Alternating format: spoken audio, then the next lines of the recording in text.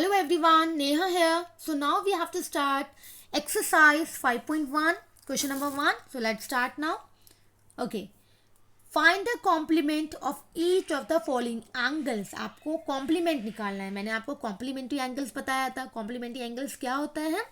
कोई भी दो angles, adjacent angles जिनका sum 90 होता है, उन्हें क्या बोलते हैं हम? Complementary angle. और अगर आपको एक कॉम्प्लीमेंट गिवन है, कॉम्प्लीमेंट्री एंगल गिवन है और आपको उसका दूसरा एंगल निकालना है, तो आप क्या करेंगे? सिंपल 90 में से माइनस कर देंगे. ऐसे अगर आपको कॉम्प्लीमेंट्री की जगह सप्लीमेंट लिखा होता तो अब सप्लीमेंट के एंगल्स का सम कितना होता है? 180. और आपको अगर एक एंगल दे रखा है सप्लीमेंट पेयर का और सेकेंड वाला पूछा है, तो आप क्या करेंगे? 180 में से माइनस कर देंगे. तो यहाँ आपको सिंपल, बहुत ईजी सा क्वेश्चन है. आपको गिवन है कॉम्प्लीमेंट एंगल निकालना है आपको इन एंगल्स का. तो आपको कॉम्प्लीमेंट पेयर्स में से एक एंगल दे रखा है 20, तो इसका कॉम्प्लीमेंट एंगल क्या होगा? 90 में से गिवन एंगल माइनस कर दो सिंपल. तो 90 माइनस 20 70. सेकेंड पार्ट है 63 डिग्री, तो 90 माइनस 63 इक्वल टू 27 है इसका complement angle. Third 57 degree, 90 minus 57 degree equal to 33 degree. तो क्या किया हमने? कुछ नहीं किया. कॉम्प्लीमेंट एंगल पूछेंगे तो 90 में से माइनस कर देंगे और सप्लीमेंट पूछेंगे तो हम क्या करेंगे? 180 में से माइनस कर देंगे अगर उन्होंने एक एंगल गिवन है और दूसरा एंगल आपको पूछा गया है. क्योंकि पेयर ऑफ एंगल्स क्या होते हैं? कॉम्प्लीमेंट में 90 डिग्री उनका सम, और सप्लीमेंट एंगल में सम ऑफ सप्लीमेंट्री एंगल्स का पेयर ऑफ एंगल्स का क्या होता है? 180. चलिए अब आ जाइए क्वेश्चन नंबर 2 पे. Find the supplement. वहाँ कॉम्प्लीमेंट पूछा था, यहाँ सप्लीमेंट पूछा है, तो सिंपल आपको क्या करना है? 180 में से माइनस करना है, क्योंकि सप्लीमेंट एंगल का सम कितना होता है? एंगल्स का सम 180 होता है. तो अगर आपका 105 डिग्री दे रखा है एक एंगल, तो उसका सप्लीमेंट एंगल क्या होगा? 180 माइनस 105 यानी कि 75. 87 इज गिवन, तो सप्लीमेंट एंगल क्या होगा? 180 माइनस 87 93 डिग्री. 154 गिवन है, तो सप्लीमेंट एंगल क्या होगा? 180 degree minus 154 degree, it means 26 degree. So what we have learned? We have learned to be a supplementary, the sum of the two angle must be 180 degree, and to be complementary, the sum of the two angle must be equal to 90 degree. I hope you have understood question number first and second. कुछ नहीं किया हमने. Okay, simply complement के लिए, complement angle का angle निकालने के लिए 90 में से माइनस किया, सप्लीमेंट एंगल निकालने के लिए हमें 180 में से माइनस किया. चलिए आ जाइए common question number 3. Identify each of the following pairs as complementary and which are supplementary. अब क्या करना है?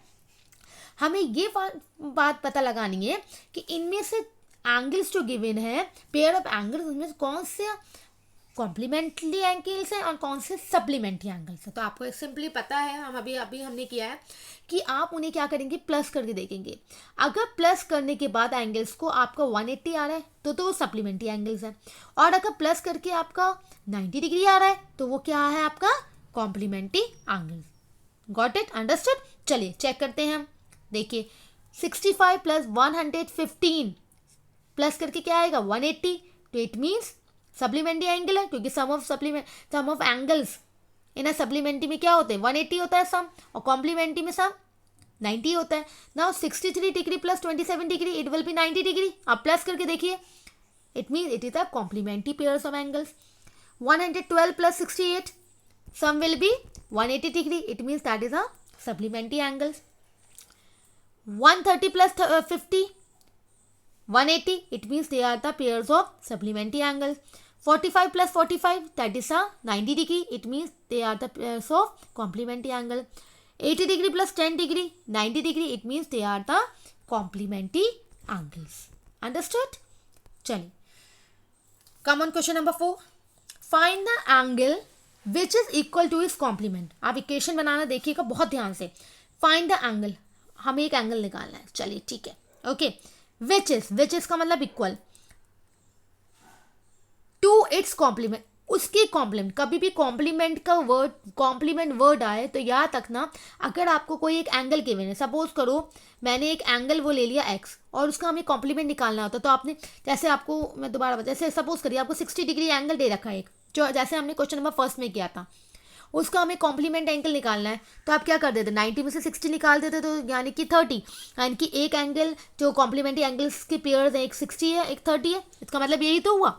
ठीक है, अब इस क्वेश्चन में फाइंड द एंगल, वो एंगल निकालना है, जैसे हमने 60 लिया था तो ये वाला एंगल निकालना है विच इज इक्वल टू इस कॉम्प्लीमेंट, जो अपने कॉम्प्लीमेंट की इक्वल है। पहले हम इक्वेशन बनाएंगे, अब बहुत ध्यान से देखिएगा, कभी भी कॉम्प्लीमेंट वर्ड यूज हो, कोई एंगल है, हमने एक्स ले लिया जो इक्वल है अपने कॉम्प्लीमेंट, कॉम्प्लीमेंट की इक्वल है, यानी कि खाली कॉम्प्लीमेंट में क्या लिखेंगे 90 माइनस एक्स, क्योंकि अगर कोई एंगल एक्स है तो दूसरा एंगल क्या होगा 90 में से तो माइनस करोगे एक्स, अगर यहाँ एक्स की वैल्यू की भी नहीं होती तो वही एंगल वैल्यू तो माइनस करते हैं हम, जैसे अभी हमने 60 किया है। कभी भी ये लिखा हो कोई एंगल निकालना, उसका कॉम्प्लीमेंट निकालो तो 90 माइनस एक्स ही मानना, और अगर वेरिएबल कोई भी ले सकते हो, अगर यहाँ सप्लीमेंट लिखा होता तो यहाँ लिखते हैं 180 माइनस एक्स। बात समझ में आ गई अच्छे से, और ये इंपॉर्टेंट क्वेश्चन भी है। Find the angle, competition exams में भी ये बहुत ज़्यादा आता है ये ऐसे क्वेश्चन, तो आप बहुत ध्यान से सुनिएगा।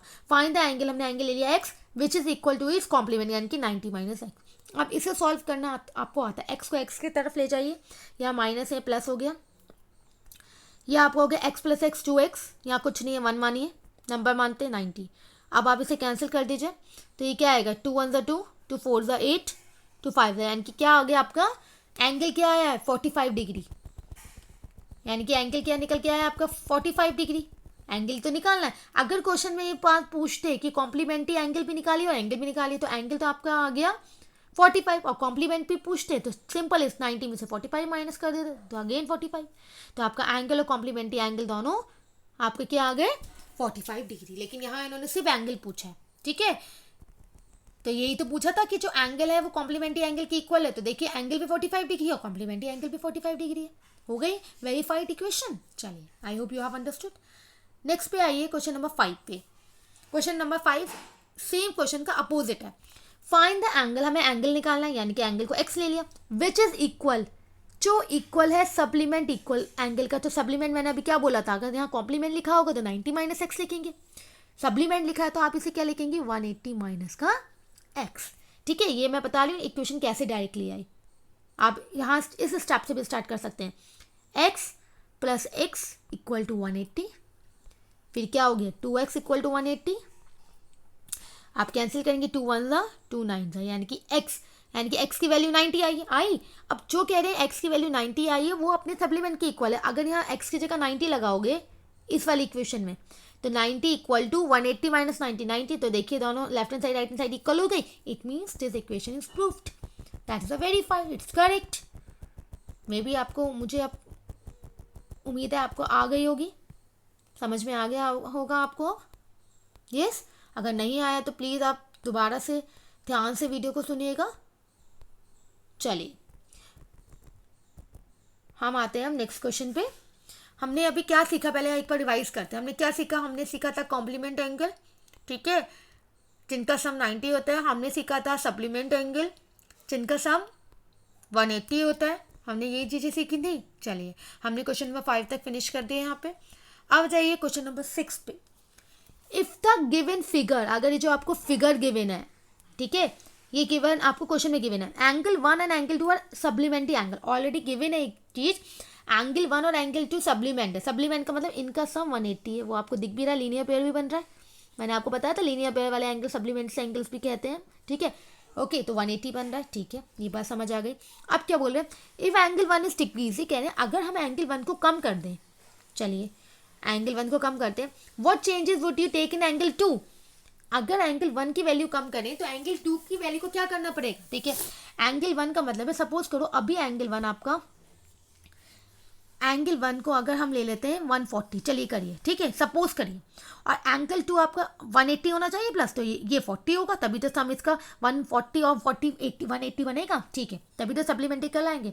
सपोज कर लो स्टार्टिंग में आपका एंगल 1, आप कुछ भी एज्यूम करके समझ सकते हैं, अगर सपोज करिए स्टार्टिंग में आपके एंगल 1 140 है और एंगल 2 की वैल्यू 40 डिग्री है, आप ये कह रहे हैं इफ एंगल 1 इज डिक्रीज, अगर हम एंगल 1 को कम करते हैं, चलिए ठीक है, मैं इसे कर देती हूँ, कितना कम करूँ, 130 कर देती हूँ। चलिए अब मैंने एंगल 1 को 130 कर दिया, चलिए कर दिया। अब क्या बोल रहे क्वेश्चन में, what changes would you takes place in angle 2, angle 2 में क्या चेंजेस आएंगे, अरे जब हमने एंगल 1 130 कर दिया तो एंगल 2 की वैल्यू तो हमें बढ़ानी पड़ेगी, क्योंकि जब तक हम इसके एंगल वैल्यू को बढ़ाएंगे नहीं तो इनका एंगल 1 और एंगल 2 का सम 180 कैसे आएगा फिर, है ना। तो अगर ये 40 है तो मैं इसे 50 लूँगी, तभी तो 130 प्लस 50 180 होगा। समझ आ गई? यानी कि हमने क्या सीखा? हमने ये सीखा अगर हमें एंगल 1 की वैल्यू कम करनी है तो हमें एंगल 2 की वैल्यू बढ़ानी होगी, इंक्रीज करनी होगी, ठीक है, in so that both the values remain supplementary, ऐसे कि दोनों की वैल्यू सप्लीमेंट। ऑफ कोर्स हमने क्या सीखा? अगर हम एंगल 1 की वैल्यू को कम कर रहे हैं तो एंगल 2 की वैल्यू को हमें बढ़ाना होगा। Okay, understood? तो this is the only the answer. I hope you have understood. देखिए, तो solution is this, if angle 1 is decrease and angle 2 will increase with the same measure, उसी मेजर से हमें बढ़ाना होगा जिस मेजर से हमने कम किया था। जैसे हमने 140 से 130 किया एंगल 1, तो हमने कितना कम किया? 10। तो जितना कम किया उतना ही तो हमने एंगल 2 में बढ़ाया था। एंगल 2 हमारा कितना था? 40 था यहाँ, और उसके बाद हमने यहाँ कितना कर दिया? 50 कर दिया था। तो हमने अगर यहाँ 10 कम हुआ हमारा, तो यहाँ ही तो हमने 10 प्लस किया। तो जितने से कम करेंगे उतने से ही आपको दूसरा एंगल इंक्रीज करना पड़ेगा। Okay, so that the both angle still remain supplementary, जिससे इंक्रीज और डिक्रीज करने के बाद भी उनकी जो सम हो वो सप्लीमेंट्री हो, यानी कि 180 रहे। आई होप यू हैव अंडरस्टूड। चलिए, हमने यहाँ तक क्वेश्चन नंबर 6 तक फिनिश कर लिया। अब क्वेश्चन नंबर 7 और देख लेते हैं। चलिए, can two angles be supplementary in both of them are acute? कह रहे हैं अगर दो एंगल एक्यूट है, कोई भी दो एंगल एक्यूट है, क्या उनका सम सप्लीमेंट हो सकता है? आप करके देख लीजिए। आप कोई भी दो एंगल ले लीजिए। अगर हमने दो एक्यूट लिए, एक हमने लिया यहाँ 60 और एक लिया हमने इतना 30, तो क्या ये अगर हमने दोनों एक्यूट एंगल क्या होता है? 90 से कम। 90 से कम हमने दो एंगल्स लिए, तो क्या इनका सम सप्लीमेंट बन रहा है? सप्लीमेंट कहेंगे 180 बनेगा? नो। एक्यूट एंगल में अगर आपकी बोथ एक्यूट है तो कभी नहीं बनेगा। आपको एक तब बन सकता है कि अगर आपका एक ऑब्ट्यूज हो और एक एक्यूट हो। तो answer is no, because the sum of two acute angle is less than the 180। Okay, चलिए नेक्स्ट देखते हैं। नेक्स्ट कह रहे हैं can two angle be supplement if both are obtuse? अगर दोनों ऑब्ट्यूज से तब बन सकते हैं। देखिए, सपोज कि दोनों ऑब्ट्यूज का मतलब है एक ऑब्ट्यूज 90 से बड़ा, यानी कि 90 से बड़ा एक हमने ले लिया, एक बच्चा हमने ले लिया, चलिए एक हमने ले लिया 100, ठीक है, और दूसरा हमने ऑब्ट्यूज से लिया 120। ओके, चलो आप प्लस करके देखिए 220, तो इसकी वैल्यू तो ग्रेटर आ रही है। किससे ग्रेटर आ रही है? सप्लीमेंट के लिए तो सिर्फ 180 होना चाहिए, और ये तो 220। It means no, both angle should not be obtuse. क्या होना चाहिए? एक ऑब्ट्यूज होना चाहिए, एक एक्यूट होना चाहिए, तभी आपका सप्लीमेंट्री एंगल बनेगा, यानी कि 180 का सम बनेगा। ठीक है, तो no, because the sum of obtuse angle is more than 180। I hope you have understood. Third part देखिए, last part. Can two angle with supplement if both are right? अगर दोनों एंगल राइट है तब हो जाएगा। देखिए, राइट है यानी कि यहाँ से भी 90, यहाँ से भी 90। अब 90 प्लस 90 कितना होता है? 180। तो 180, अब इस केस में तो 180 बन रहा है ना कि आपकी बोथ एंगल राइट एंगल्स हैं, तो आंसर इज यस। तो yes, because sum of two right angles is 180. I hope you have understood from question number 1 till question number 7. So now in the next video we will start question number 8. Thank you.